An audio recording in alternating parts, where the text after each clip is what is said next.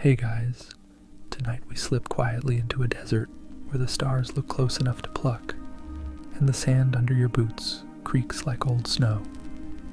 You're not alone, though it feels like you are. The desert hums with the hush of ancient trade. In the distance, a ribbon of torchlight moves slowly, too slow to be an army. It's a caravan, silk bundled under leather, spices stitched into secret seams, and somewhere in those sacks, maybe a jade talisman or two that someone's definitely not declaring to customs. You've just stepped onto the Silk Road, and you probably won't survive this. Between the wolves, dehydration, and a well-placed bribe gone wrong, it's touch and go. So, before you get comfortable, take a moment to like the video and subscribe, but only if you genuinely enjoy what I do here. And hey, post where you're tuning in from and what time it is where you are. I always read them. Now, dim the lights. Maybe turn on a fan for that soft background hum, and let's ease into tonight's journey together. The wind has teeth tonight. It bites through your robe, the hem stiff with salt from sweat that dried 4 cities ago. You adjust your scarf, not for modesty, but to keep the sand from turning your throat into gravel. Up ahead, the guide raises a hand. You stop, silently. Every night's march follows invisible rules. No loud talking, no whistling. It invites spirits, or worse, bandits. And no sudden stops unless you're fond of being trampled by sleepy camels. Your camel snorts behind you, impatient, like it knows this route better than you ever will. Maybe it does. These beasts are the real masters of the Silk Road, their hooves sketching the same paths traders have used since before China and Rome were even on speaking terms. Right now, you're somewhere in the Taklamakan Desert, a name which, if you're curious, roughly translates to go in and you won't come out. Cozy. But this was never just a road. It's more like a web, 1,000 little tendrils splitting and reconnecting across Asia, the Middle East, and even brushing up against the edges of Europe. And yet, here in the dark, it just feels like one long, endless path. You trudge forward, barely noticing how the moon reflects off your neighbor's load of raw silk. It shimmers like water, no, like ghost light. That's how it was often described by medieval European merchants seeing silk for the first time. They thought it was made from fairy hair. The truth? Silkworms. And yes, the ancient Chinese went to insane lengths to keep that secret. Smuggling a silkworm egg was once punishable by death. That's a real fact. So if you're itching to make a quick buck, maybe go for saffron instead. It's only mostly illegal. Behind you, the guide clicks his tongue. You're moving again, this time uphill. A dune, you think, but the incline keeps going. Your thighs burn. Someone up front starts singing. It's low, rhythmic, probably a prayer or maybe just a trick to stay awake. You join in, softly. The sand absorbs your voice like it never existed. Out here, history vanishes fast. Historians still argue whether the Silk Road was ever a single road at all. Technically, it's more like an accidental miracle. Dozens of overlapping trails, joined not by intention, but by mutual need. You've got Chinese merchants selling silk, yes, but also jade, ceramics, even rhubarb. And you've got Roman glassmakers desperate to get their hands on that silk, despite not having a clue where it came from. The middlemen? Everyone from Sogdian traders and Persian brokers to Bedouin guides and Buddhist monks. Speaking of monks, there's one in your caravan. He's been silent all night, hood up, eyes closed, maybe meditating, maybe sleeping upright like a horse. His beads clack with every step. You notice now that he's walking barefoot, on sand that would fry an egg by noon. Either he's a saint, or totally insane. The caravan crests a ridge, just as the moon sinks lower. And suddenly, there it is. Light. Not starlight, not moonlight, firelight. A clutch of fires scattered like fallen stars across the valley floor. A caravanserai. Shelter. Maybe even dinner. You descend fast, practically jogging now despite your exhaustion. Your camel smells it too. It's practically sprinting. Ahead, the tall stone walls of the rest stop loom like a promise. These caravanserais were more than just inns. They were social media, banks, hospitals, and rumor mills rolled into one. You could get patched up, trade a few goods, eavesdrop on gossip from 3 kingdoms over, and maybe fall in love with a dancer from Samarkand who swore she'd write. She didn't. The gates groan open. Warm air spills out, thick with cumin, garlic, and the unmistakable scent of sizzling mutton. You're barely off your camel when someone presses a bowl of soup into your hands. It's spiced, steaming, and may or may not contain goat eyeballs. You drink it anyway. Hunger is stronger than squeamishness. You settle against a wall, finally letting your bones sag. Around you, the caravanserai buzzes. Not loud, just busy. A man barters for wool by the firelight. Someone tunes a stringed instrument that sounds like a sigh. The barefoot monk has found a quiet corner and begun to chant. Low, steady, like water over stone. You stare into your bowl and wonder, how many people sat in this exact spot before you? Centuries ago, maybe even millennia. Did they also complain about their camel? Did they also wonder if the merchant across from them was quietly scamming them with fake turquoise? Did they also feel like they were walking not just across space, but through time? You don't realize you've dozed off until a drop of broth slips onto your robe. The fire crackles. Outside, the wind shifts again, bringing with it the soft scent of cinnamon. And something else. Something older. You'll follow it tomorrow. By the time you wake, the sun has already started baking the outer walls of the caravanserai, like clay pots in a kiln. You blink, bleary-eyed, and try to stretch without spilling the strange, semi-solid breakfast someone handed you in a cracked bowl. It smells like goat yogurt mixed with ambition. You eat it anyway. Another day on the Silk Road begins, not with grand fanfare, but with sore calves, sunburned hopes, and camels who look like they know more than you ever will. As you saddle up, the guide calls out a few sharp phrases in a language you don't know, and suddenly everyone's in motion. You fall into step, or rather, bounce into step. Your camel's gait is like trying to dance on a moving staircase. The caravan snakes out of the gates and back into the open plains. The air is already heavy with dust, but also with a kind of expectation. Something waits ahead. Always does. The terrain flattens into hard-packed earth, riddled with hoofprints and wheel ruts. This is no longer wilderness. It's a well-worn artery, pulsing with trade and tales. You pass remnants of old fires, broken wheels, even the occasional shrine to a forgotten deity.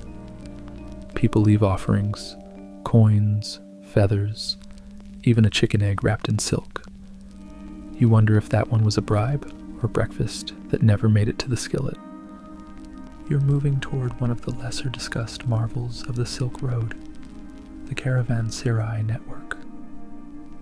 Think of them as medieval motels built with the paranoia of fortresses and the hospitality of a grandmother with too much stew.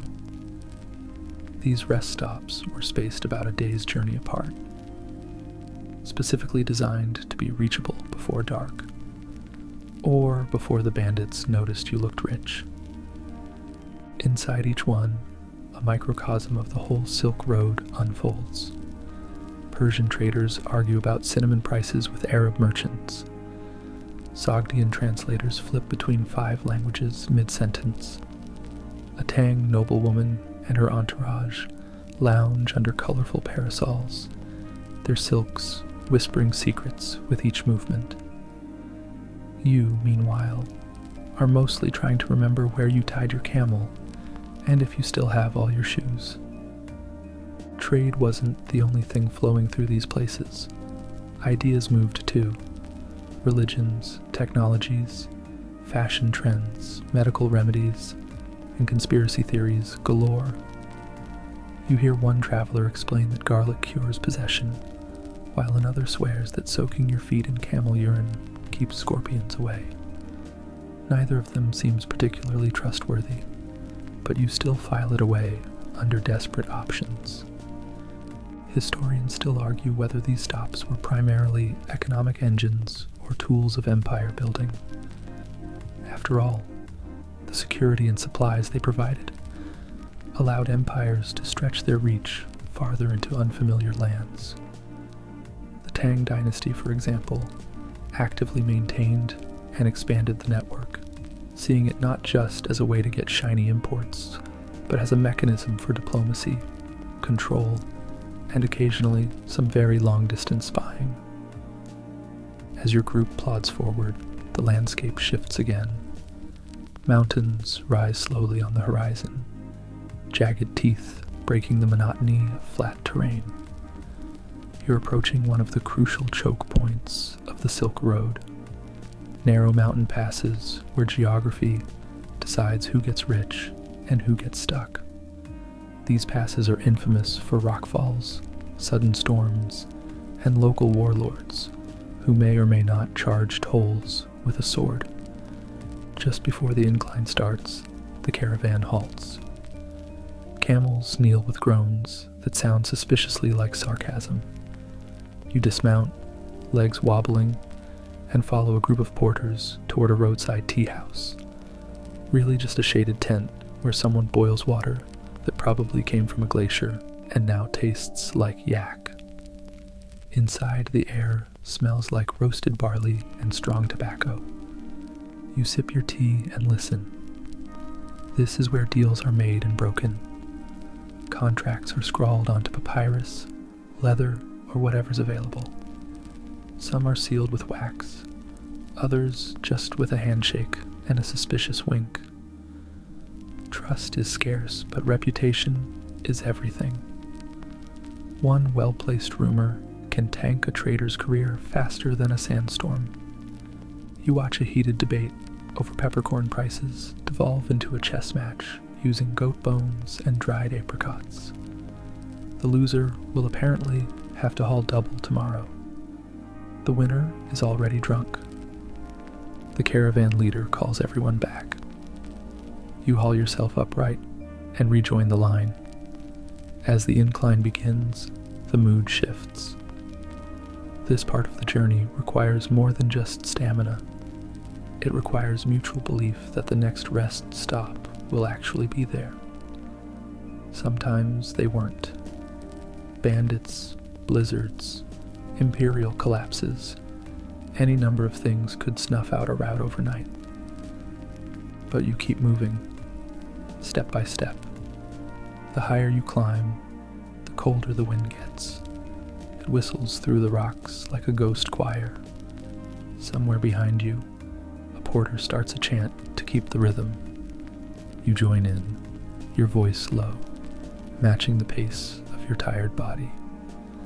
Halfway up the pass, the terrain narrows to a ledge barely wide enough for the camels. You edge along, gripping the reins, staring at the drop below that seems to go on forever. Just then, a rock slips under a back hoof.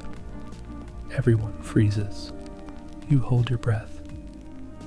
The camel steadies. No one says a word.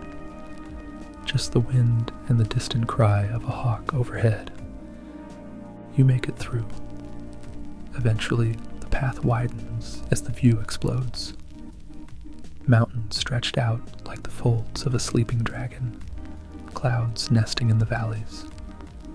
You're not sure if it's exhaustion or awe, but you feel small in a good way, like a single grain of sand in a story much bigger than you. As the descent begins, you realize the sun has already started its slow drop behind the peaks. Shadows stretch long. The guide gives a low whistle, and the caravan picks up speed.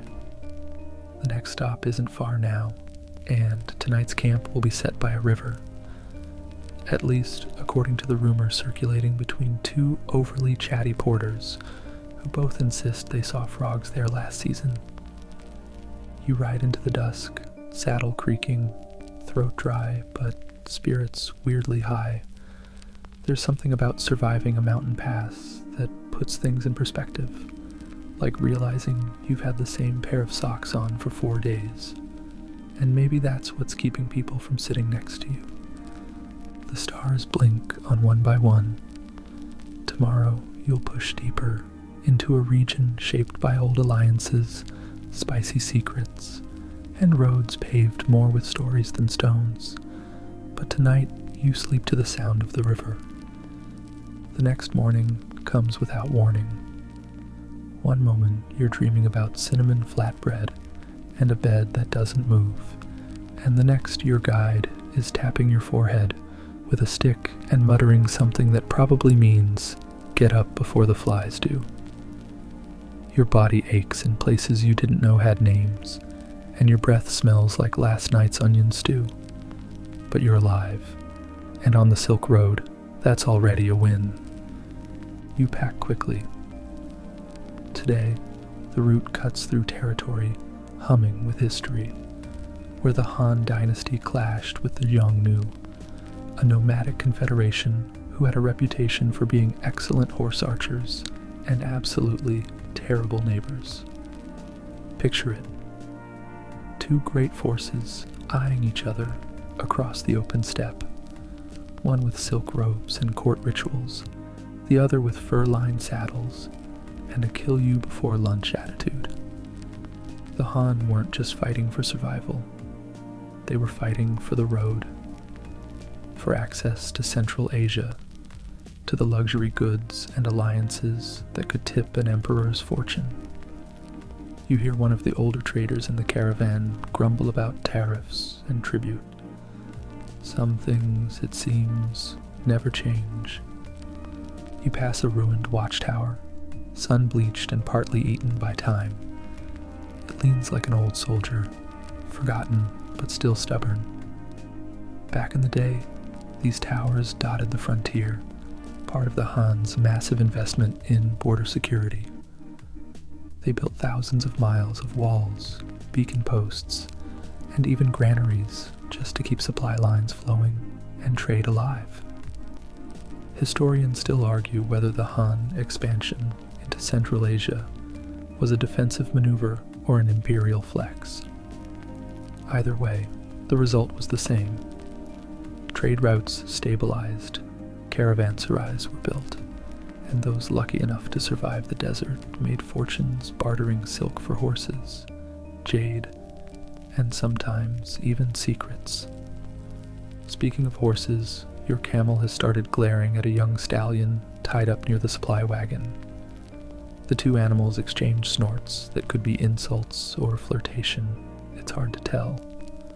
Animal drama on the Silk Road is just as real as the humankind. You push forward across a stretch of cracked earth that once served as battleground, though now it's just scattered bones and stubborn weeds. Every few miles, you spot old arrowheads glinting in the dirt. One of the porters picks one up and jokes that it probably missed its mark by 2 dynasties. You laugh, then keep it. could be useful if negotiations ever go south. Later in the day, you arrive at a narrow river, cutting through a rocky gulch. The guide orders a break, and everyone scatters, some to bathe, others to trade, a few to sneak off and gamble with dice carved from animal knuckles. You stretch your legs and wander to a group huddled around a map, etched into the sand with a stick. They're discussing the safest path through Xiongnu territory. One old merchant swears by the northern route, claiming it's watched over by a friendly warlord who loves Chinese poetry and gambling. Another says that same warlord once boiled a tax collector alive for wearing the wrong color robe. Interpret as you will. The Xiongnu left little written history, but their impact was massive. They were the reason Emperor Wu of Han sent Zhang Qian, China's first great explorer, westward. Zhang got captured, escaped, made alliances, and basically became the accidental spark plug for the Silk Road. Without his journey, this entire trade network might have never lit up. You dry your feet on a rock and think about Zhang, wandering through enemy land with a little more than a silk scroll and a really stubborn sense of purpose. That same spirit runs through the people here. Traders who've crossed 10 deserts, monks who walk barefoot in snow, and kids who sell dates with more charm than your average diplomat. As the sun sinks low, you rejoin the caravan, bellies full, sandals repaired with twine and hope.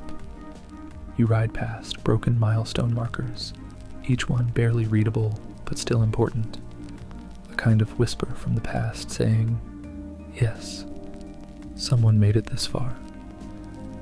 That night's camp is quiet. Fewer fires, fewer songs. You notice the guide checking the stars a little more often. It's the edge of known territory, and tomorrow brings uncertainty. But for now, there's lentil stew, a blanket that doesn't smell entirely like camel, and the rhythmic snores of people who've walked through history without knowing it. You settle into sleep, wondering what it must have been like for those early Han envoys, staring into endless plains, hoping that beyond the horizon was trade, not trouble. Turns out it was both. You wake to the sound of hooves, sharp, hurried, and coming from the east, not your caravan, not even your animals. These are faster, lighter, sharper in rhythm. You sit up, still wrapped in your blanket, as the dust cloud approaches. The guide is already on his feet, eyes narrowed. It's not a full-blown panic, yet, but the cooks have stopped chopping onions, which tells you everything you need to know. And then, just as suddenly, the tension breaks. A small group rides in, 5 or 6 riders cloaked in long, patterned robes, their horses practically dancing with energy. They speak Persian, or maybe Parthian, and they carry scrolls, perfumes, and news. They're traders, not raiders. Probably. You exhale. Today, the caravan turns west into the valleys of what was once the beating heart of the Parthian Empire. The terrain grows softer. Green patches lining narrow rivers, low hills stitched with vineyards and orchards. The wind even smells different here, sweeter like dried figs and crushed rose petals. You are out of the dead dry frontier and into the fertile edge of Persia's influence, where the land feels lived in. Your new travel companions from this morning, pure Parthian charm. One of them sells perfumes strong enough to knock out a small ox. Another tries to trade you a tiny glass bottle of tears of the goddess Anahita for your boots. You decline, only because the bottle looks suspiciously like melted sand in a corked seashell. The Parthians didn't just dominate trade, they orchestrated it. Sitting between the Chinese and Roman spheres, like an ambitious middle sibling, they taxed everything, brokered deals, and occasionally threw in a little espionage, just to spice things up. They loved luxury, jewels, incense, elaborate robes, and their cities bloomed with riches pulled from every direction of the Silk Road. Historians still argue whether Parthia was a buffer state or a gatekeeper. Either way, their power rested on knowing when to say yes, when to say no, and when to smile while quietly charging triple. You pass through a narrow stone gate carved into a cliffside. Overhead, vines dangle lazily, and the path opens into a village with domed rooftops and tiled courtyards. Market day. A chaos of color and noise. Traders shout prices in overlapping languages: silk, saffron, olive oil, turquoise. You hear one man insisting that his honey cures heartbreak. You're tempted. You make a quick deal. 3 bolts of raw silk for a small crate of pomegranate syrup, 2 glass bracelets, and a dagger with a hilt shaped like a lion. Fair trade? You have no idea. The merchant winked a little too confidently.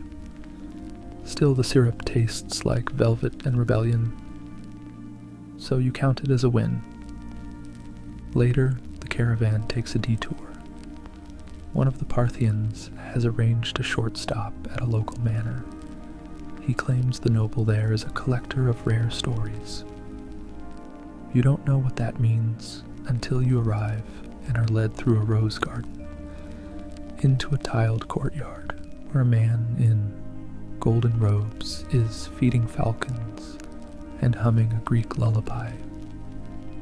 He welcomes you, not with pomp, but with poetry, offers you melon slices and cold wine, and as the stars begin to prick the sky, he speaks of the road, not just of goods, but of people, of messengers carrying secret letters, of dancers who vanished in the night, of a flute player from Antioch who walked all the way to Luoyang just to see the sea. You listen, entranced. His falcons screech softly in the background.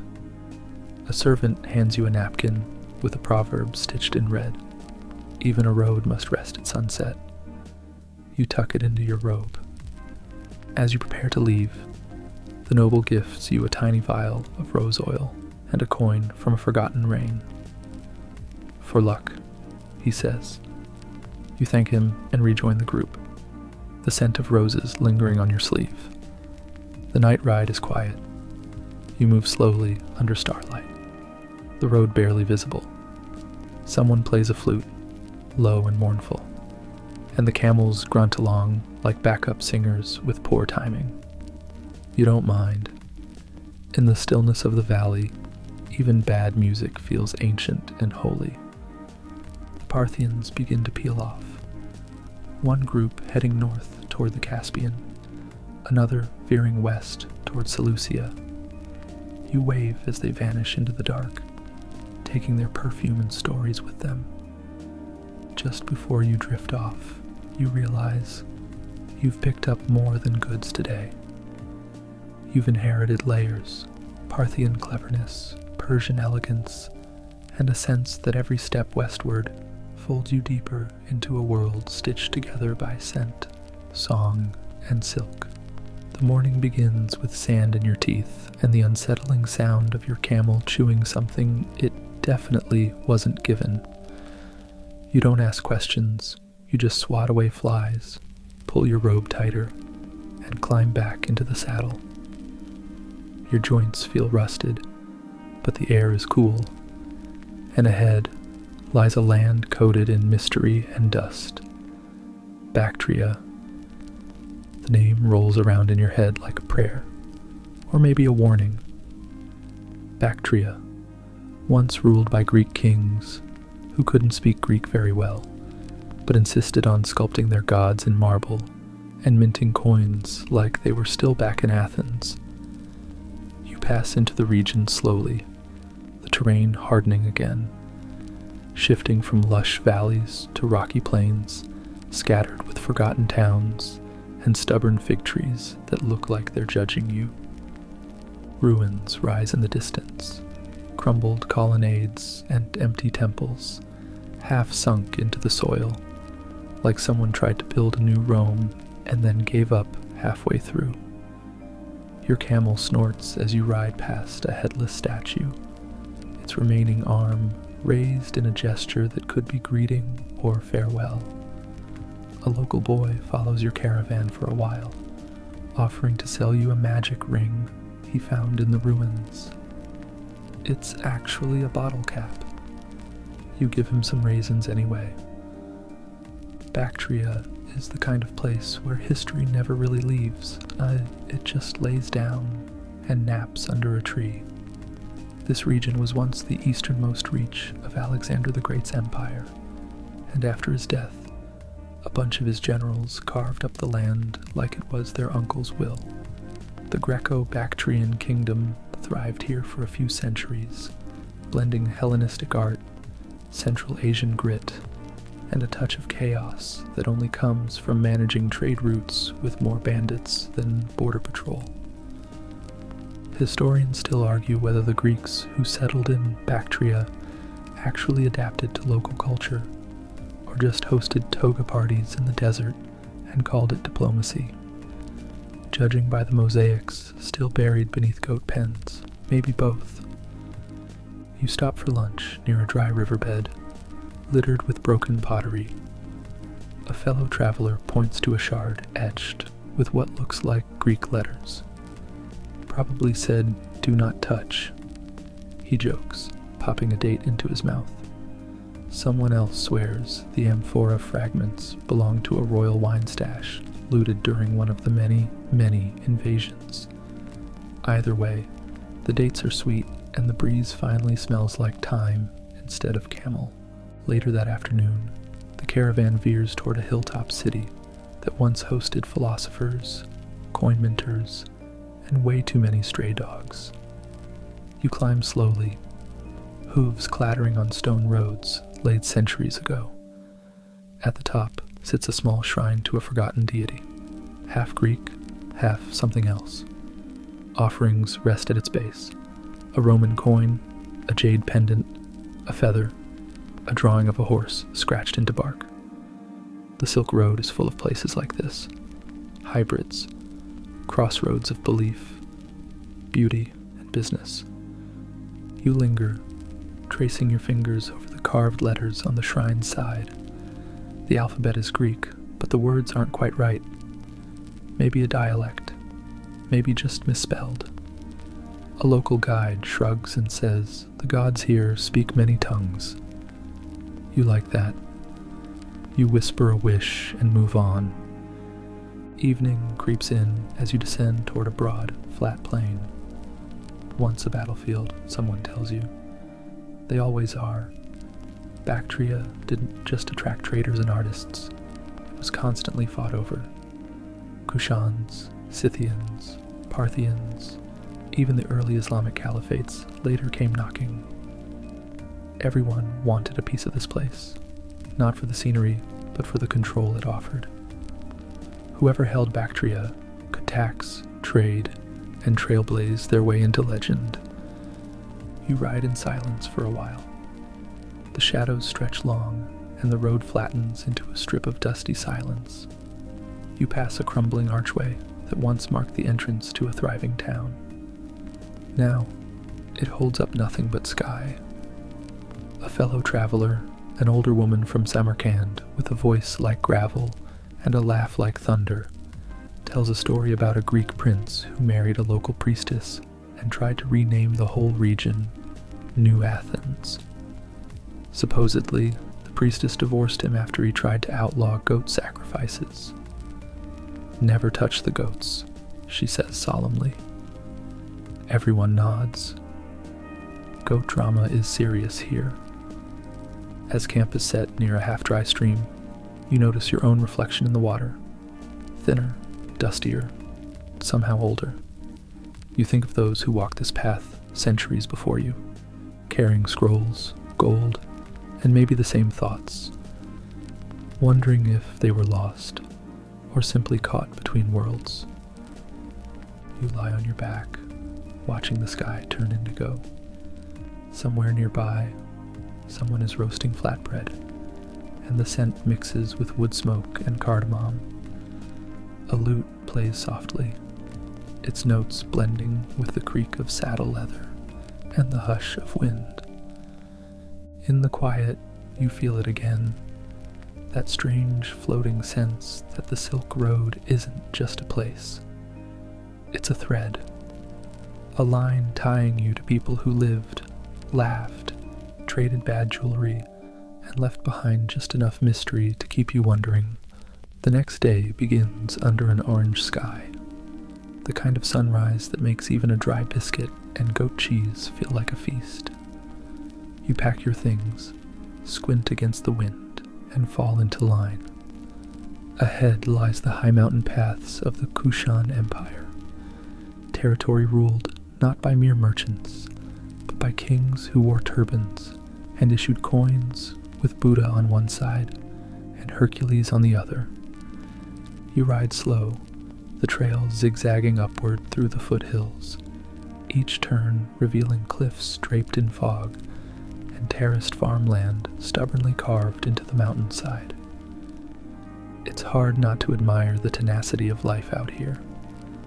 Fig trees growing out of stone, goats leaping across sheer ridges like it's no big deal, and monasteries perched in places that make your knees ache just looking at them.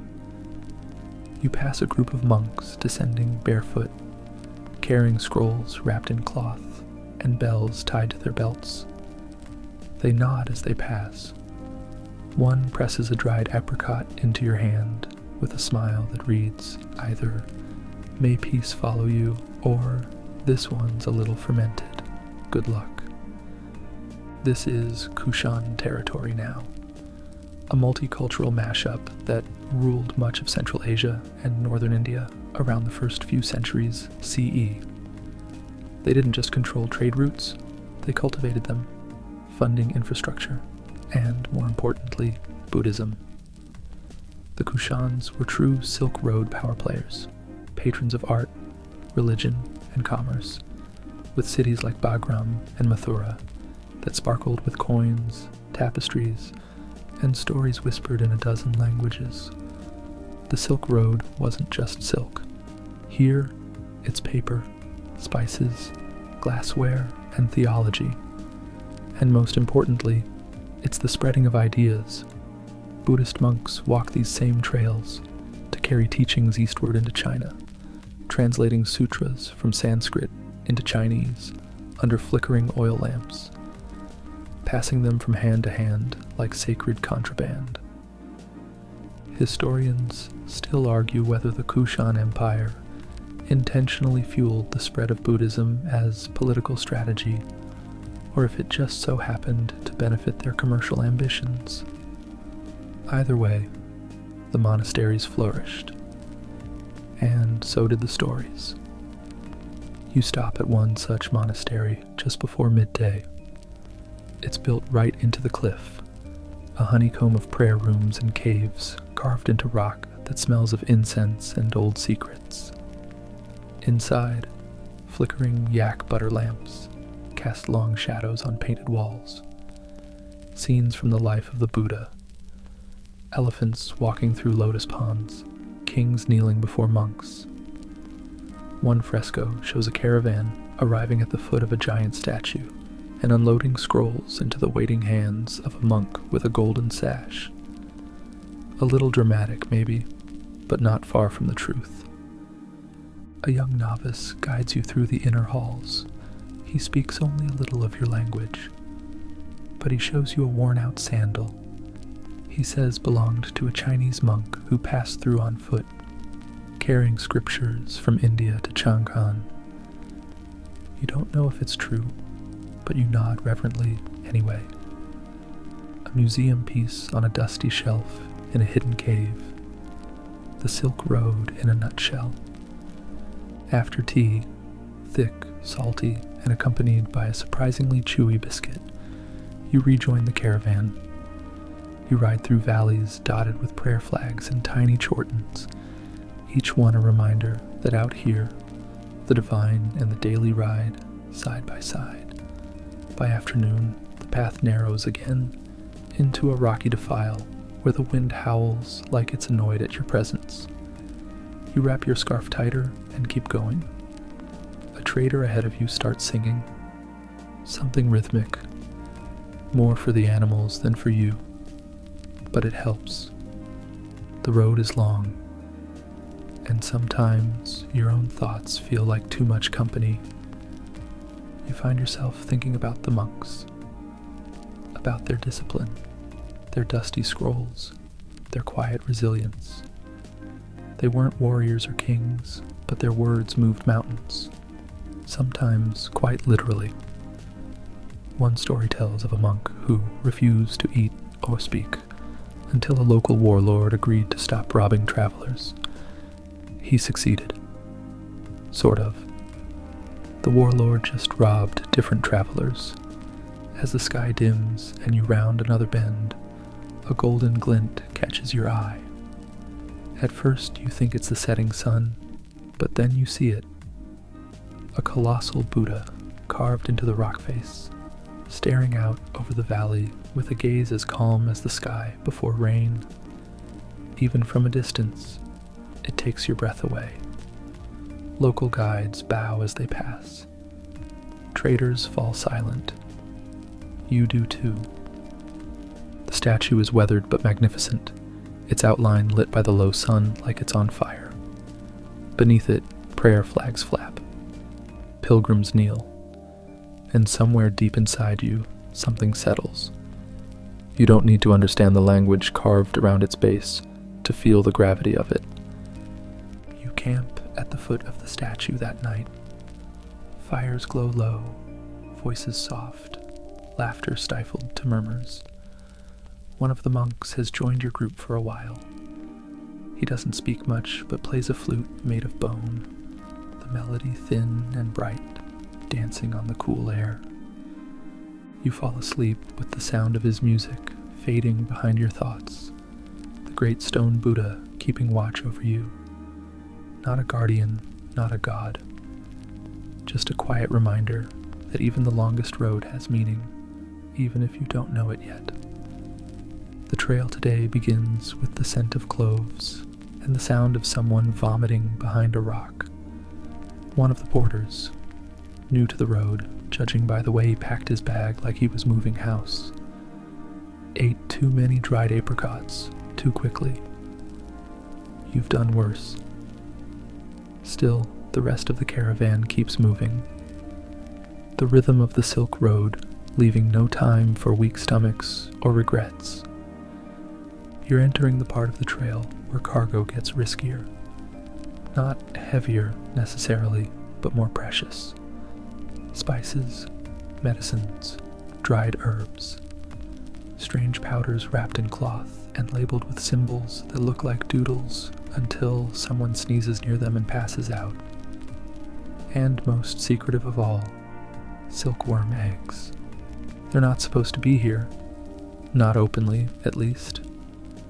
For centuries, China guarded the secret of silk like a state-level conspiracy. Silkworms were a matter of national security. Smuggling even one outside the empire was a capital offense, often punished in creatively unpleasant ways. But where there's money, there's motive. And the Silk Road was teeming with both. Today, you're riding alongside a merchant from Khotan. Nervous eyes, quiet voice, traveling with a suspiciously well-insulated crate. He says it's fig jam. You nod politely. The camels hate it for some reason.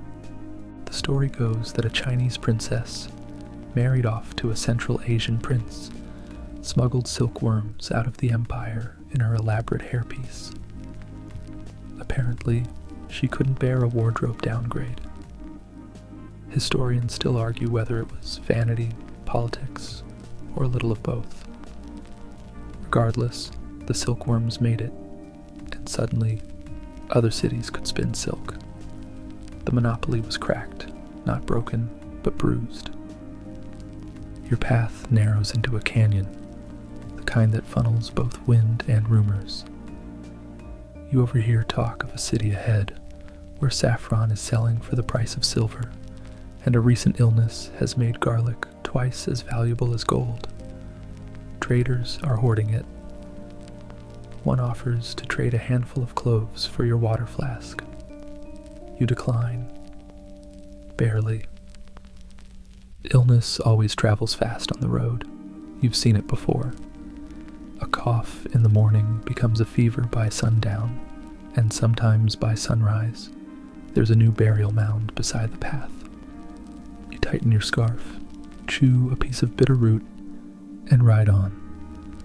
You stop for lunch under a crooked tree where a traveling healer has set up shop.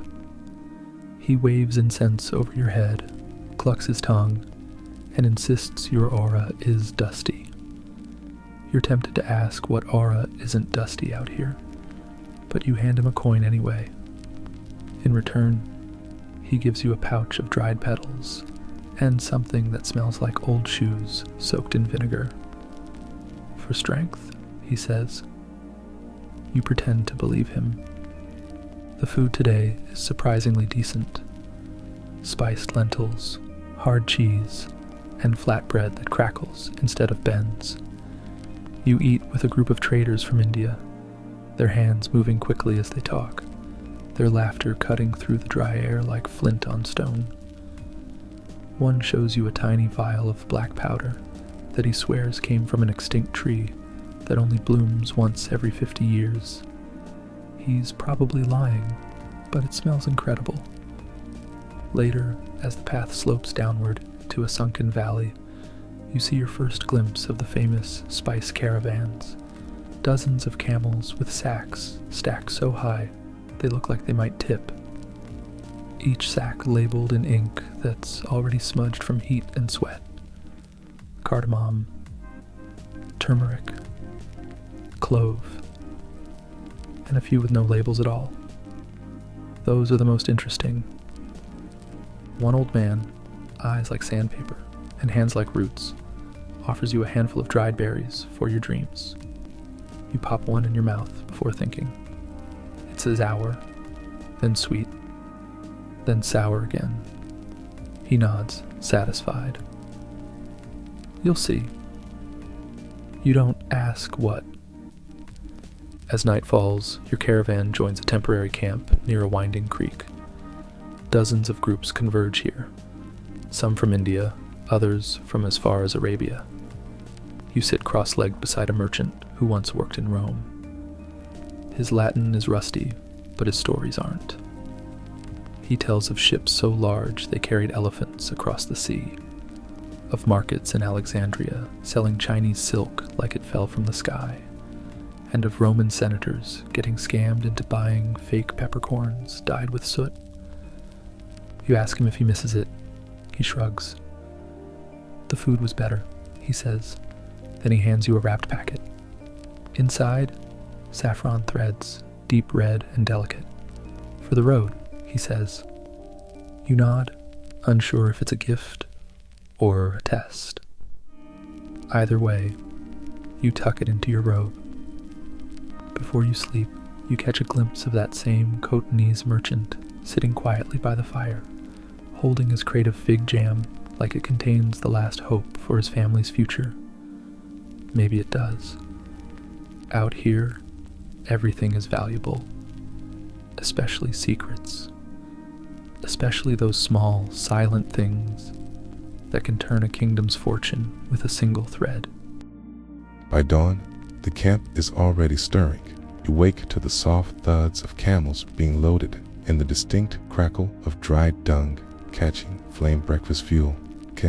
A pot of barley porridge bubbles nearby, thickened with goat milk and mystery.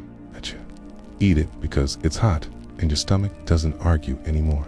Today, the road twists northward, skirting the edges of the mighty Pamir Mountains, known to some as the roof of the world. They rise like stone fortresses, snow-capped and silent, casting long shadows over the trails below. It's a different kind of journey, here less about towns and trade, more about endurance and survival. The elevation bites, the air thins, and every breath feels like it's borrowed. Even the camels seem slower, as if they too question the point of walking uphill for days just to walk downhill again. Still, this path was essential. These mountain passes were arteries that connected the great empires of East and West. Even if they froze your nostrils shut by noon, the Silk Road didn't just thrive along the valleys. It climbed, sometimes painfully, over mountains and into the sky. The caravans didn't do it for fun. They did it because the lower passes were sometimes worse, flooded, raided, or just lost to time. Up here, among the icy ridges and cliffside trails, there's nowhere to hide but fewer places to be ambushed. It was the trade-off. You pause at a ledge where the view explodes beneath your feet. Valleys like folds of a blanket, streams glittering in the sun, distant towns no bigger than crumbs. You're standing where thousands before you stood: traders, monks, fugitives. Some made it across, some didn't. There are no signposts, only whispers in the rocks. Historians still argue whether these highland routes were primarily used for trade or as pilgrim roads. But either way, they mattered. Hidden among the mountain peaks are the traces of Buddhist stupas, Zoroastrian fire temples, and even a few abandoned fortresses from some long-forgotten war. Everyone passed through here if they were brave or desperate enough. By midday, the caravan crests a narrow pass where the wind cuts like a blade. A guide points to a crag where old petroglyphs cover the rock-faced stylized deer, spirals, hunters on horseback.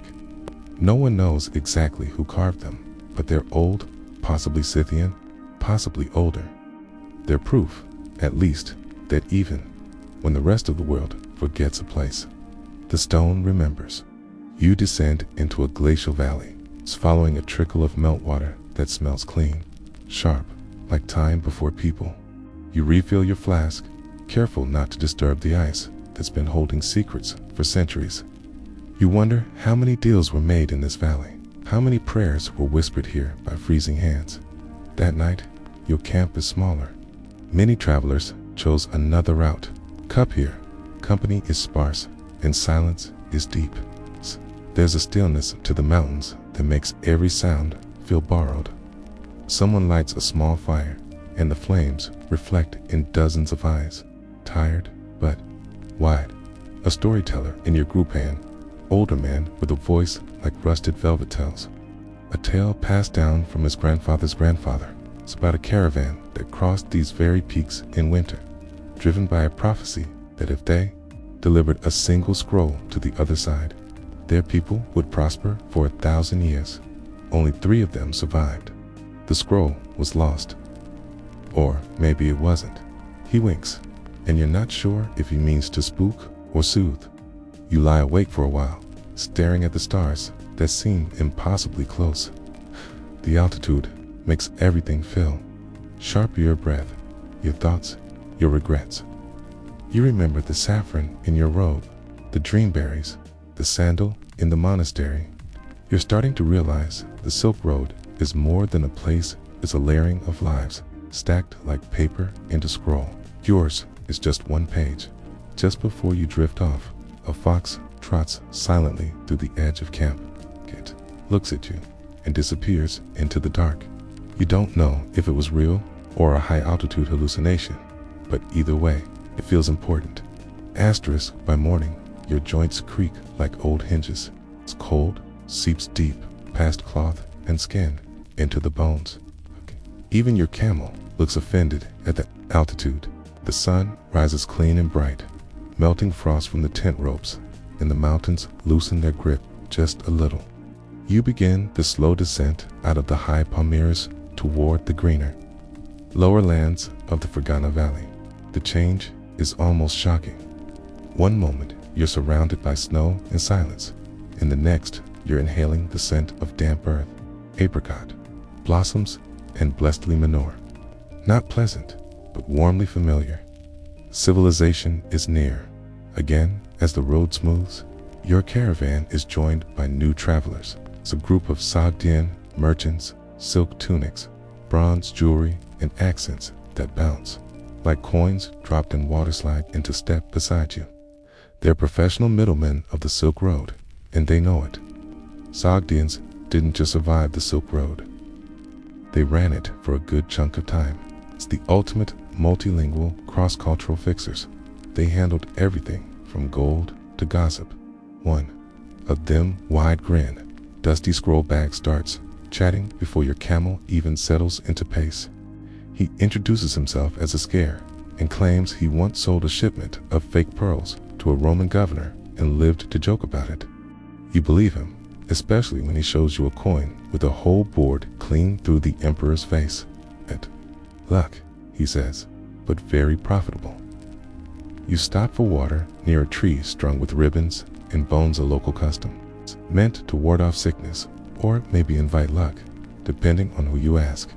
You tie a scrap of cloth to a low branch, if only to feel like part of the story. The Sogdians nod approvingly. The Fergana Valley is fertile, rich, and political dynamite. Its horses were legendary, so much so that Chinese emperors launched entire campaigns just to acquire them. These were no ordinary animals. The so-called blood-sweating horses of Fergana were prized for their endurance and elegance. Some thought they descended from celestial stock. Others just wanted them for war. Either way, they galloped there, way into the legends and coinage of multiple empires.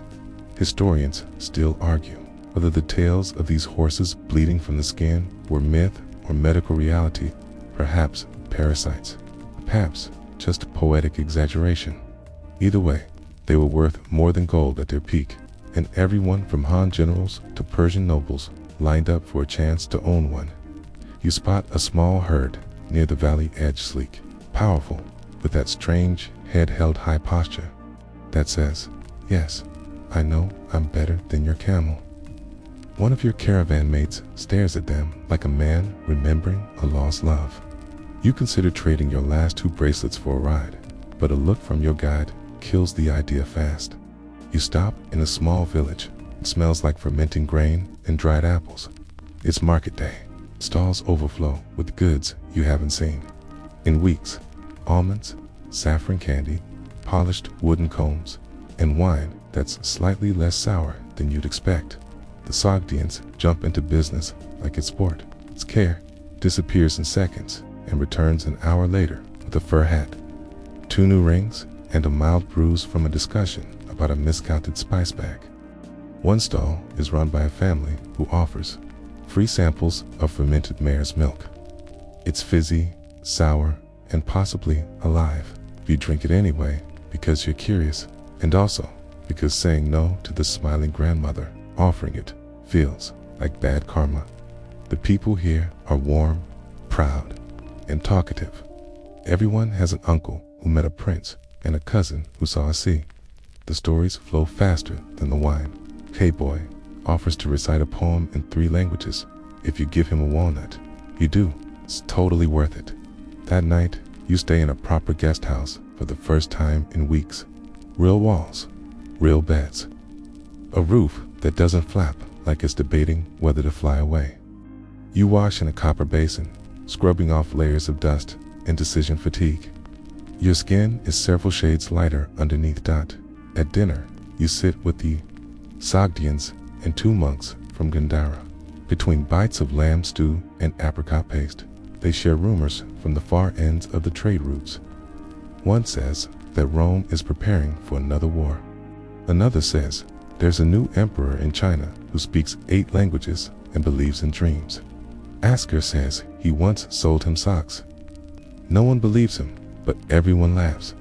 Someone passes around a stringed instrument, a kind of lute, with a cracked neck and a voice like wind through a doorframe. You take a turn plucking at it, badly.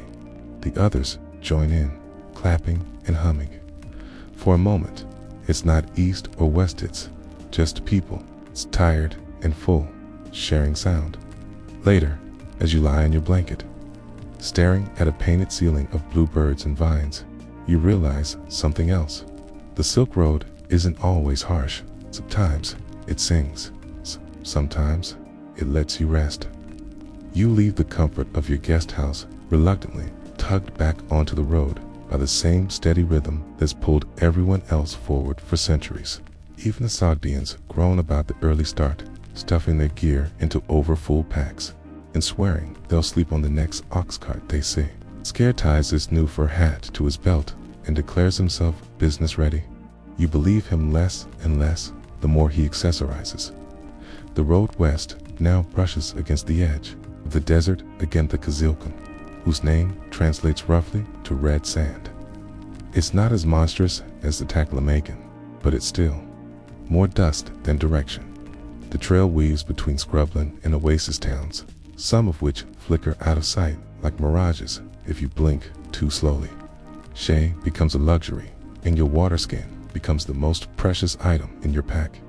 Luckily, towns here are frequent enough to keep spirits high. These are the oasis kingdoms independent, complicated little city-states like Samarkand and Bukhara that rose and fell with the tides of trade. They weren't empires, but they didn't need to be. When you sit between two giants like Rome and China, all you have to do is survive and keep your market full. Samarkand. Even the name feels like silk across your tongue. You approach its gates in late afternoon, the sun glinting off blue domes and tall minarets. The city pulses with energy. Stalls grown under bolts of fabric dyed in colors that feel almost illegal, and the air is thick with the scents of cumin, rosewater, and cooked lamb fat. It's the kind of place where you could lose your purse, your heart, or both before sundown. You find lodging near the central square. Not quite a palace, but the walls are painted with birds, and your bed doesn't fold in the middle. That's enough. The innkeeper, a short woman with a voice that could tame fire, offers you hot tea and unsolicited gossip. Apparently, a Chinese envoy passed through just days richer than Croesus, she says, and dressed like a walking painting. She snorts at the memory. All that embroidery and still no socks. You wandered the city before dusk, Stakarne as seen conquerors, poets, monks, and thieves, and somehow absorbed them all. The architecture swirls with influences. Persian tile work, Indian archways, Chinese rooflines, Greek statuary, now headless but dignified. You spot a mosaic of Alexander the Great riding an elephant, looking thoroughly confused. Historians still argue whether Alexander ever made it this far in person, or if the people just loved his myth too much to let it go.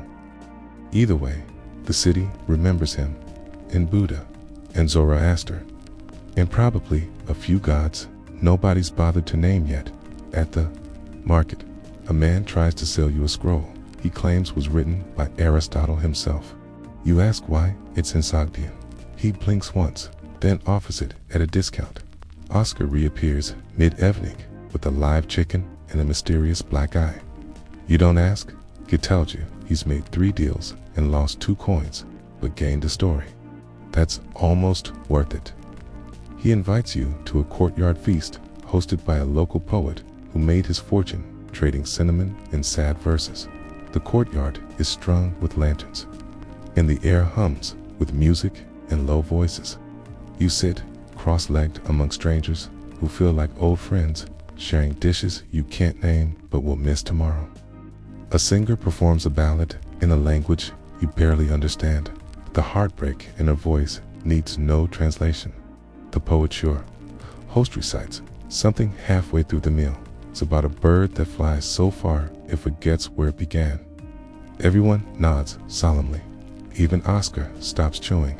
That night, you sleep beneath a lattice window carved with vines, moonlight filtering across your blanket in soft silver bars. The city breathes around you, live and full of ghosts who never left. You think of the scrolls in the market, the gossiping innkeeper, the domes above you that seem to shimmer even in darkness. Samarkand is not just a stop, it's a memory you haven't finished making yet. the Silk Road moves again tomorrow, but tonight it rests in stone and starlight. You leave the comfort of your guest house reluctantly, tugged back onto the road by the same steady rhythm that's pulled everyone else forward for centuries. Even the Sogdians, run about there early, start stuffing their gear into overfull packs and swearing they'll sleep on the next ox cart they see. Oscar ties his new fur hat to his belt and declares himself business ready. You believe him less and less the more he accessorizes. The road west now brushes against the edge of the desert against the Kazilkum, whose name translates roughly to red sand. It's not as monstrous as the Taklamakan, but it's still more dust than direction. The trail weaves between scrubland and oasis towns, some of which flicker out of sight like mirages if you blink too slowly. Shea becomes a luxury, and your water skin becomes the most precious item in your pack. Luckily, towns here are frequent enough to keep spirits high. These are the oasis kingdoms independent, complicated little city-states like Samarkand and Bukhara that rose and fell with the tides of trade. They weren't empires, but they didn't need to be. When you sit between two giants like Rome and China, all you have to do is survive and keep your market full. Samarkand. Even the name feels like silk across your tongue. You approach its gates in late afternoon, the sun glinting off blue domes and tall minarets. The city pulses with energy. Stalls grown under bolts of fabric dyed in colors that feel almost illegal, and the air is thick with the scents of cumin, rosewater, and cooked lamb fat. It's the kind of place where you could lose your purse, your heart, or both before sundown. You find lodging near the central square. Not quite a palace, but the walls are painted with birds, and your bed doesn't fold in the middle. That's enough. The innkeeper, a short woman with a voice that could tame fire, offers you hot tea and unsolicited gossip. Apparently, a Chinese envoy passed through just days of richer than Croesus, she says, and dressed like a walking painting. She snorts at the memory. All that embroidery and still no socks. You wandered the city before dusk? Stakarne asks. Seen conquerors, poets, monks, and thieves, and somehow absorbed them all. The architecture swirls with influences. Persian tile work, Indian archways, Chinese rooflines, Greek statuary, now headless but dignified. You spot a mosaic of Alexander the Great riding an elephant, looking thoroughly confused. Historians still argue whether Alexander ever made it this far in person, or if the people just loved his myth too much to let it go. Either way, the city remembers him, and Buddha, and Zoroaster, and probably a few gods nobody's bothered to name yet. At the market, a man tries to sell you a scroll he claims was written by Aristotle himself. You ask why it's in Sogdian. He blinks once, then offers it at a discount. Oscar reappears mid-evening with a live chicken and a mysterious black eye. You don't ask? He tells you he's made 3 deals and lost 2 coins, but gained a story. That's almost worth it. He invites you to a courtyard feast hosted by a local poet who made his fortune trading cinnamon and sad verses. You go. The courtyard is strung with lanterns, and the air hums with music and low voices. You sit cross-legged among strangers who feel like old friends, sharing dishes you can't name but will miss tomorrow. A singer performs a ballad in a language you barely understand, but the heartbreak in her voice needs no translation. The poeture ostracizes something halfway through the meal. It's about a bird that flies so far it forgets where it began. Everyone nods solemnly. Even Asker stops chewing. That night, you sleep beneath a lattice window carved with vines. Moonlight filtering across your blanket in soft silver bars. The city breathes around you, alive and full of ghosts who never left. You think of the scrolls in the market, the gossiping innkeeper, the domes above you that seem to shimmer even in darkness. Samarkand is not just a stop, It's a memory you haven't finished making yet. The Silk Road moves again tomorrow, okay? But tonight, it rests in stone and starlight. You wake to pigeons and poetry. Somewhere below your window, a vendor is already reciting verses to lure customers, rhyming bread with wisdom and somehow making it work. You stretch stiff from the stone mattress in soft dreams and rise to meet the road again, though leaving some arcane feels. It's like trying to fold a memory back into your pocket. The caravan moves slower today. Everyone's a little heavier with food, purchases, or just reluctance. But the Silk Road, like a song with too many verses, continues. You're heading into Persia, now deeper, westward, toward lands where the ruins of empires lie like half-buried bones, and the language of trade becomes more musical, it's more curved. The terrain shifts gradually. The greenery of the Fergana Valley gives way to the golden brown hills of Parthia's old provinces in the outer zones of the once mighty Sasanian Empire. You pass dry riverbeds and wind-carved rocks etched with graffiti that might be centuries old or yesterday's bored traveler, leaving a name. It's impossible to tell. You travel alongside new faces now. Persian traders with perfect beards and storytelling habits that would put theater actors to shame. One tells a 3-hour tale about a cat who found a cursed spice and became king of a small village. You have no idea what the moral was, but it definitely made the camels more interesting. The Sasanians left their mark here in stone and silence. You pass by one of their ancient palaces, its walls cracked but still proudly upright, carvings of kings and winged horses tracing faded stories on the limestone. A guide with an unsettling number of missing fingers explains that the relief shows Shapur, the first receiving tribute from Roman prisoners. He points at one figure and mutters, "That's the emperor." You squint. It just looks like a very tired man in sandals.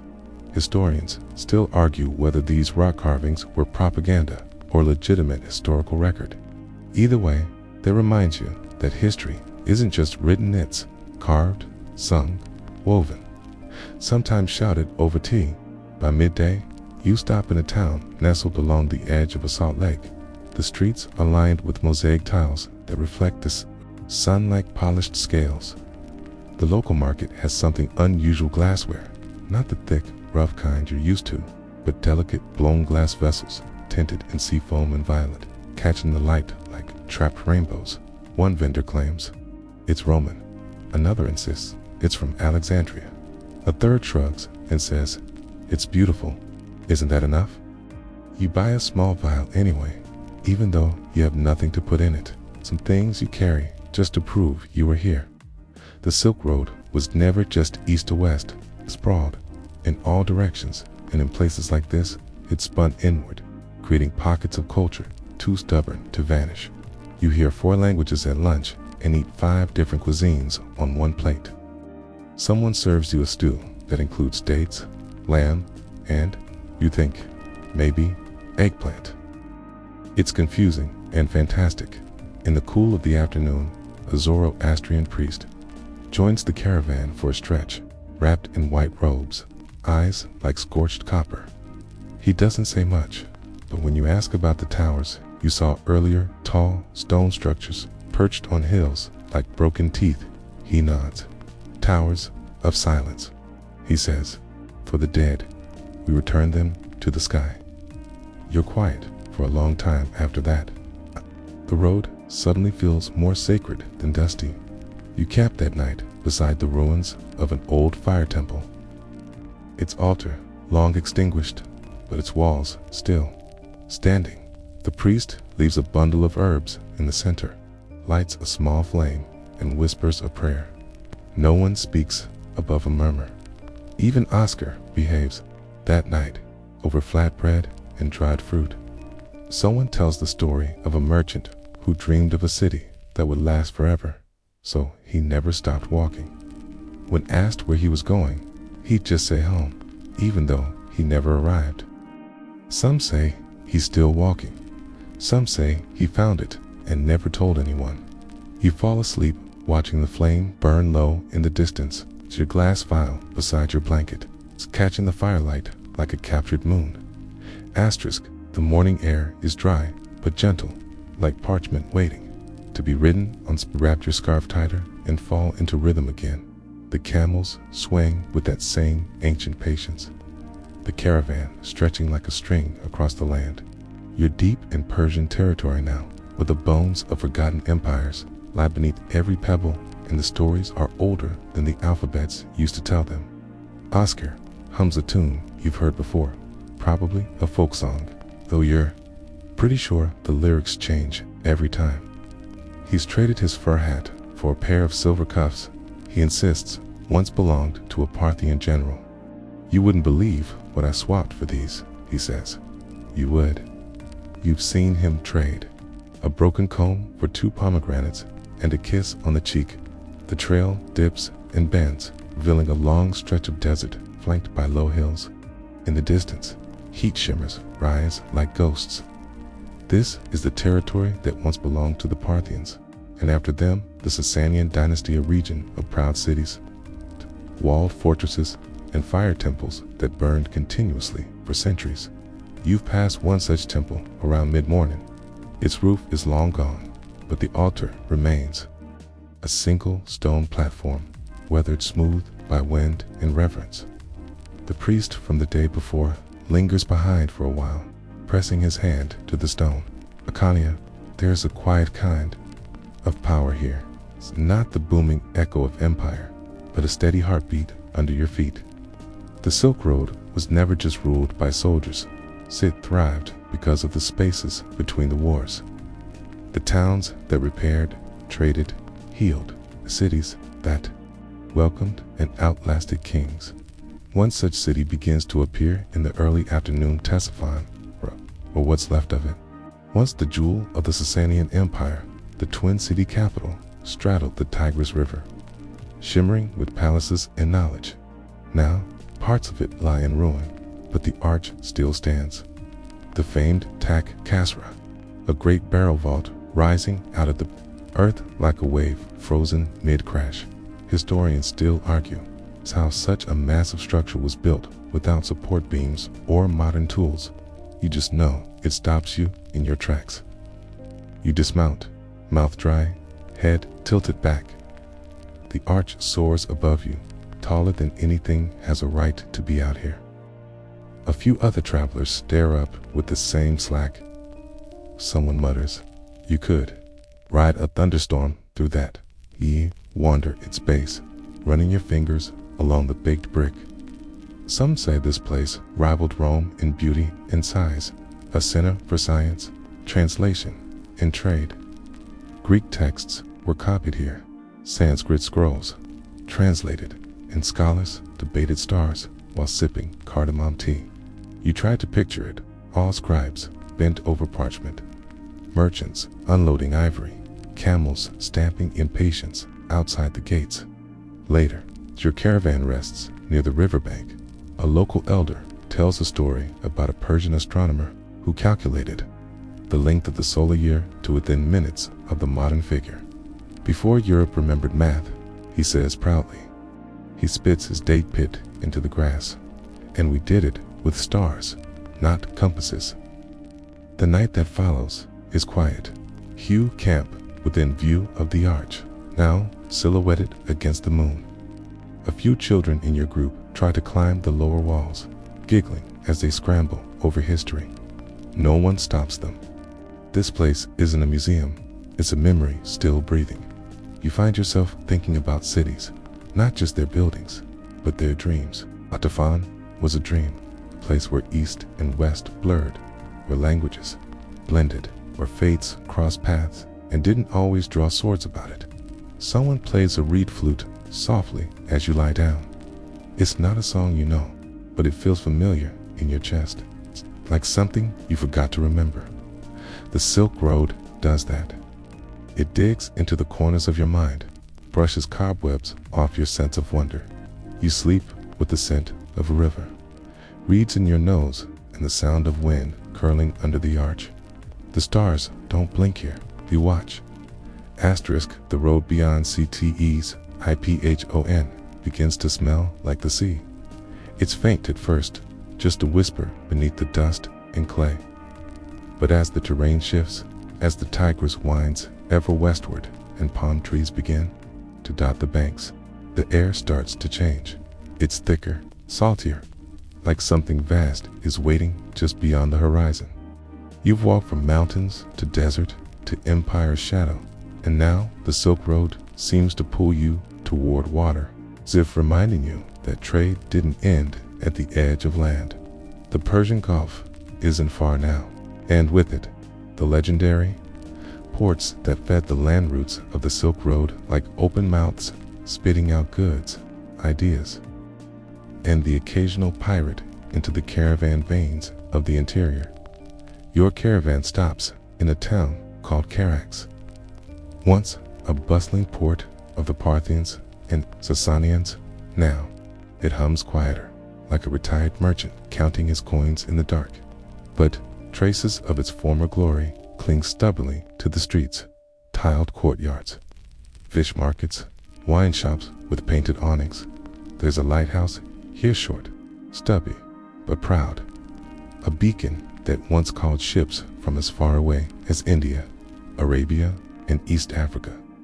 You walk along the docks, where dhows bob gently in the brackish tide, sails furled, ropes creaking like old knees.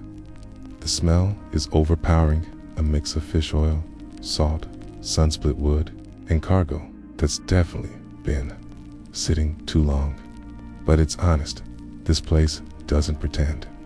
It thrives because it knows how to wait, to receive, to pass on. The Silk Road wasn't just land, it was sea too. Historians sometimes forget that. They draw neat lines across maps, like camels, only traveled in one direction. But here, in places like Carax or Siraf, see how much of this story floats?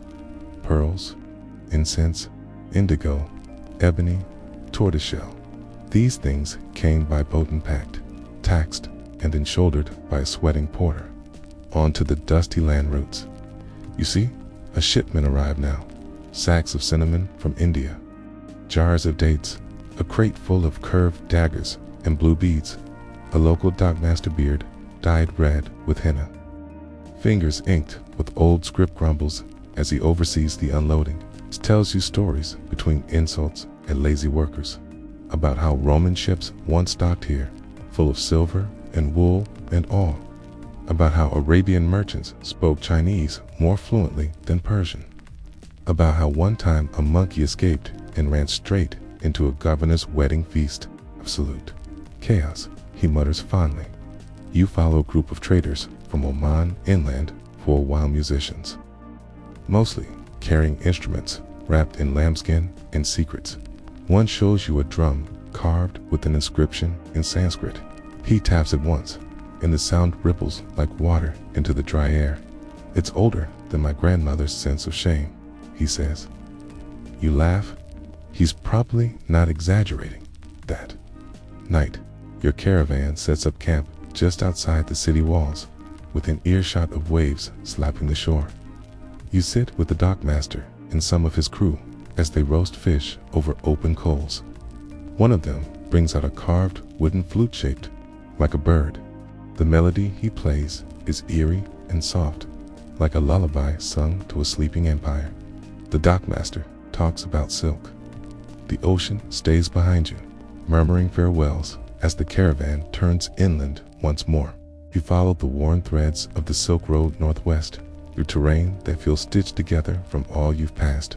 The dusty chill of desert mornings, the golden hush of oasis evenings, the unexpected burst of green from river-fed farmland.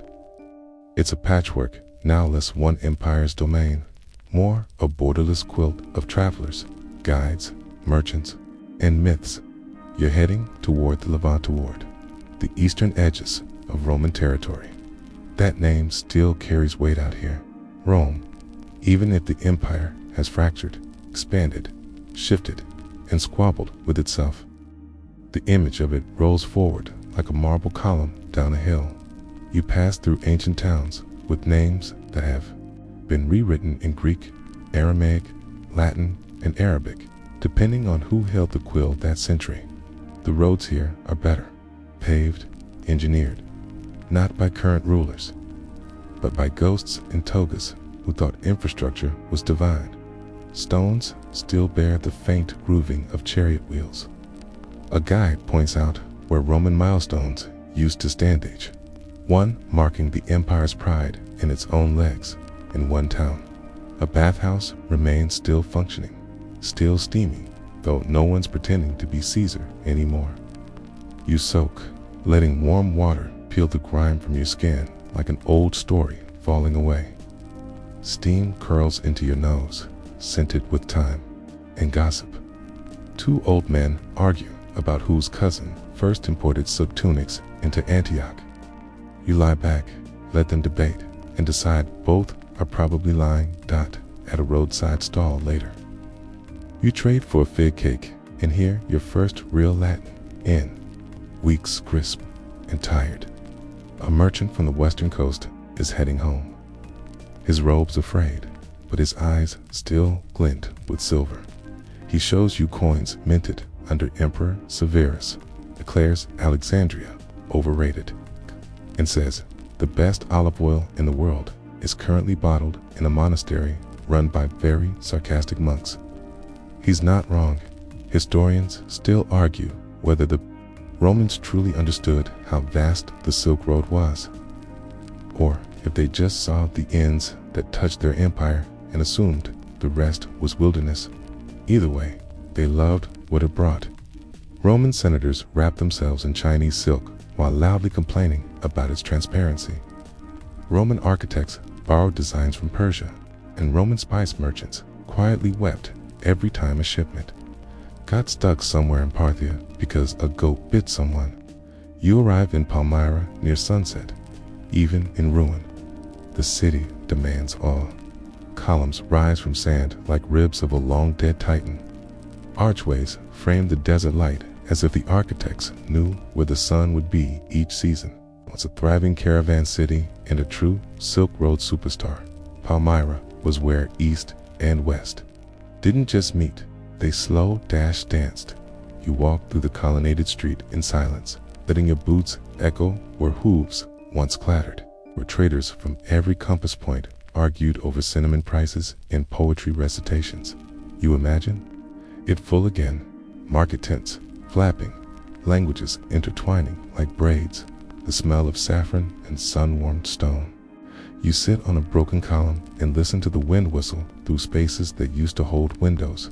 That night, your camp lies just outside the ruins, the sky wide and crisp with stars. You're joined by a family of Syrian merchants, their youngest son proudly displaying a coin stamped with Queen Zenobia's face. She stood up to Rome, he says with a grin. Didn't win, but still, not bad. You nod. Not bad at all. Someone plays a lyre quiet, careful notes plucked like memories.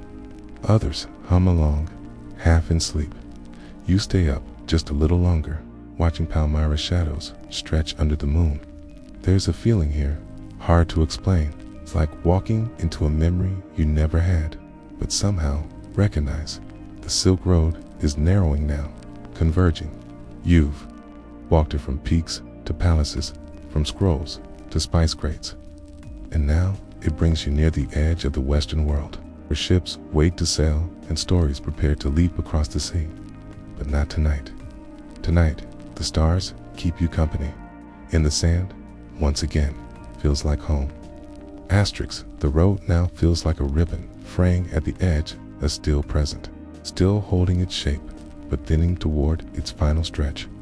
From Palmyra, you press westward toward the Mediterranean coast, where the Silk Road finally exhales into ports like Antioch, Tyre, and Alexandria. It's a strange thought that this entire journey, with its deserts and mountains and palaces and ghost towns, might end with the scent of salt and tar and fish guts. You pass through smaller towns now, ones whose glory days have long slipped into legend. Caravanserais, that once rang with laughter and heated arguments now echo with pigeons and quiet dust. But even these places have stories. At one stop, an innkeeper offers you a drink brewed from fermented dates and fig leaves. He calls it traveler's courage. You believe it after 2 sips. You're moving through territory once bristling with Roman and Greek monuments, now softened with age and weather. The stone still holds the ambition though. Arched aqueducts shadow the path. Vine-covered temples lean into the earth like they're eavesdropping on the present. You spot inscriptions in Greek and Latin in a language you don't recognize, probably Nabatean or something else, half swallowed by history. You reach Antioch by mid-afternoon, descending into the city on a road that used to welcome emperors, prophets, and half the known world. The place is sprawling markets, as chaotic as ever. Streets pulsing with people who've long since learned how to blend east and west without blinking. You see silks next to wool, camels parked next to donkeys, a man selling Egyptian eyeliner next to a boy hawking cinnamon-dusted pastries. Antioch was once a beacon of knowledge and power. Historians still argue whether it was more important as a trading post or as a hub of early Christianity. You're not sure it matters. Cool. What matters is that it remains a city that doesn't just echo the Silk Road, but is the Silk Road still humming. Don't you find your way to the port just before dusk? The sea stretches beyond, dark and wrinkled like an old scroll. Ships bob in their berths, sails half-raised, crewmen shouting in Greek, Aramaic, Latin. Cranes creak. Salt stings your eyes. And the cargo. It looks familiar now. Bolts of silk, sacks of pepper, barrels marked with symbols you've seen in India, China, Persia. You meet a woman overseeing the loading of goods. Her robe is Roman in cut, but the embroidery is unmistakably Chinese. She smiles when you point it out. Everything mixes here, she says. Even us. She offers you dried apricots and a sliver of dried octopus. You eat both. Somehow, they work. You walk the docks until dark. Somewhere out on that water are ports like Rome and Carthage and Barcelona, places that once felt like myths, but now seem reachable. The Silk Road didn't stop here, just changed from hooves to holes, from dunes to waves. Someone lights lanterns along the wharf. A musician plays a soft tune on an aloes, and the breeze carries the notes into the sea like small offerings. You sit on a crate and feel the weight of your journey press and nod in exhaustion, but in fullness. You think about the mountain snow in the Pamirs, the monk's prayer in the monastery, the glass vial from Ctesiphon, the taste of fermented mare's milk, the way Samarkand shimmered, the long arch of Ctesiphon against the stars, and you think about how this road was never really about the silk or the spices or the coins. It was about connection, about the threads that wove people together across languages, beliefs, foods, jokes, debts, and dreams. You stretch your legs and watch a ship set sail into the violet dusk, its sail glowing gold from the last kiss of the sun. You know now, the Silk Road doesn't have an end. It only waits for the next footstep. The journey slows now. You lie back beneath the open night sky, your limbs heavy, your breath easy. The sea hushes in the distance like a lullaby, soft and endless. Overhead, the stars begin to blink into view now. Longer maps for traders or omens for kings. Just quiet companions now, hanging gently above your thoughts. The Silk Road, its dead ancient thread pulled tight across the waste of the world, has unraveled its last knot tonight, but you're still wrapped in it, memory and muscle, in the warm ache of stories that now live inside you. You remember the crunch of sand under your boots, the chill of mountain air slicing your breath in half, the tug of a camel rope in your hand as traders argued beside you in 10 different tongues. You remember laughter shared over bowls of stew in candlelit courtyards. and the tired nods exchanged with strangers at the edge of exhaustion. You'll remember the smell of incense, the gleam of coins, the crackle of scrolls being unrolled in lamplight. You'll remember feeling far from home, and yet, somehow, exactly where you needed to be. So now, as your eyes grow heavier and your body sinks deeper into stillness, let the road fade gently behind you. Let the voices hush. Let the dust settle. You've walked far enough for one night. The Silk Road will wait.